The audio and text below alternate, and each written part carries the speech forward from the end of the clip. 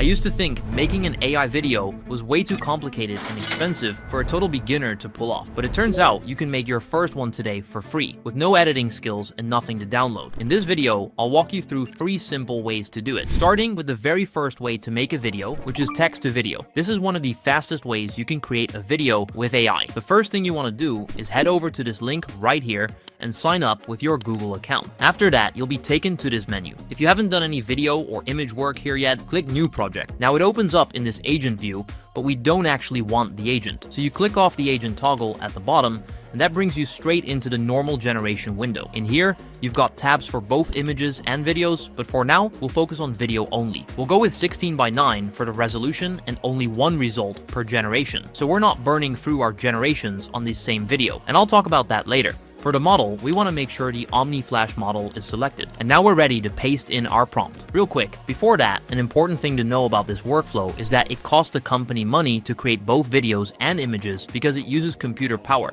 So fundamentally, it can't be as good as the paid results. For videos, for example, it'll run you 15 credits per generation. But if you want to create really high quality AI images and videos, the best way to do it is through Higgsfield. The best part about Higgsfield is that it hosts all of the best AI models on their one platform that allows you quick and easy access for way cheaper than most of those huge companies like Google charge. So if you want to try it out, check the first link in the description. Now, going back to our workflow, for this specific guide, it will be just enough to showcase what the free tools can do. So we can go ahead and paste in our prompt and click generate.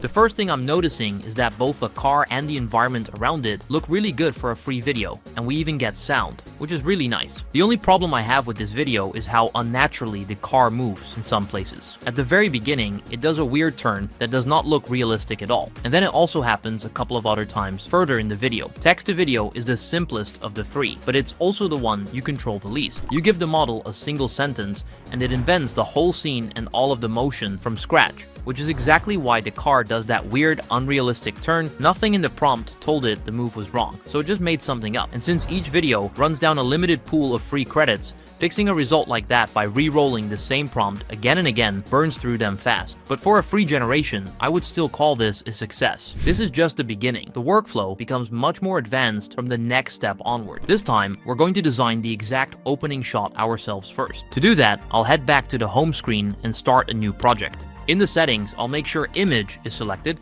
set the resolution to 16:9, and set the number of generations to 4. The reason we're going with 4 is that generating images in this workflow is actually completely free, so it's better to have more options. We're going with 16:9 because our video is going to be 16:9, so we want the image to match the video's aspect ratio. For the model, we'll go with Nano Banana Pro, and then we're ready to paste in our prompt. I'm keeping the prompt simple, as you can see. Then I'll click generate. Here we get 4 different results, so you can pick out your favorite. My pick is going to be result number 2. I just feel like it has a very nice starting point for the video. So you don't actually have to save anything. I'll just switch over to the video tab in the settings. I'll have frames selected, but I'll cover that in just a bit. For the resolution, I'm going with 16:9, and I'll select one output for video, since videos cost 15 credits per generation. For the model, I'll go with Omni Flash, which is Google's latest model, and then we're ready to go. Now, the reason we went with frames is that it actually gives us control over both how the video starts and how it ends. And this is a real jump in control from the first method. Instead of hoping the model imagines a good opening on its own, you hand it an exact frame you already generated and picked, so it's not inventing the scene anymore. It's only filling in the motion from a starting point you've already approved. That's why the result lands so much closer to what you pictured. With far fewer of the random surprises text to video tends to throw at you. We're not so interested in the ending here, but for the beginning, we can click on the start icon right here, and all of our previous generations pop up. So we can select the one we want. I'll go with this one right here, just describing exactly what I want the skater to do, then click generate. Now let's check out the result.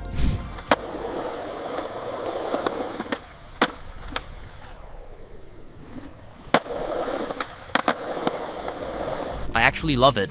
I feel like the overall environment and most of the physics are very realistic and spot on. The only problem is when he floats in the air for a second, which doesn't look entirely realistic. But overall, I think this result is very nice. There's still one setting we haven't covered yet, and it gives you a ton of control over any video you generate. And that was the ingredients setting I mentioned earlier. Because instead of starting with one image, ingredients lets you take multiple images, like an environment, a person, and an item, and combine them all into one single video, however you want. And the clever part is that you're basically casting a scene from parts you control one at a time. You generate and approve the exact drummer, the exact guitarist, and the exact garage separately, where images are free and you can pick the best version of each, then hand them all over at once. A single text prompt could never keep 3 specific elements that consistent across one video, but here, every one of them is locked in before the video even starts. So I'm starting a new project again, and the first thing we'll do is generate the actual ingredients of our video. My idea for this one is a garage band, so I'll go with 2 people and 1 environmental image. For the very first one,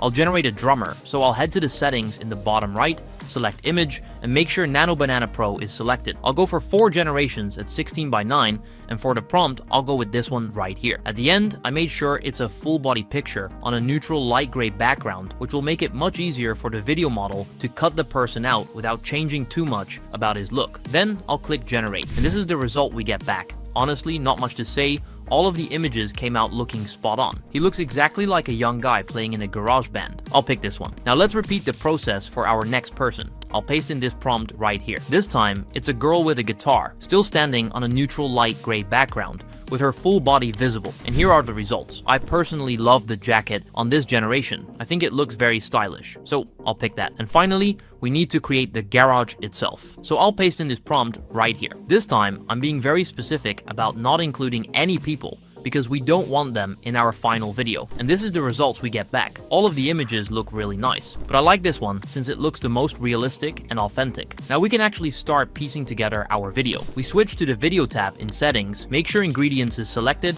set the resolution to 16:9, and set 1 generation. This time, we'll go with 8 seconds, because we don't need the full 10, and by going with fewer seconds, we actually save a little bit of credits. Then, by clicking the plus button right here, we can select all our generations from the image tab and upload them. And finally, we'll paste this prompt right here and click generate. As the generation finishes, we can check out the result.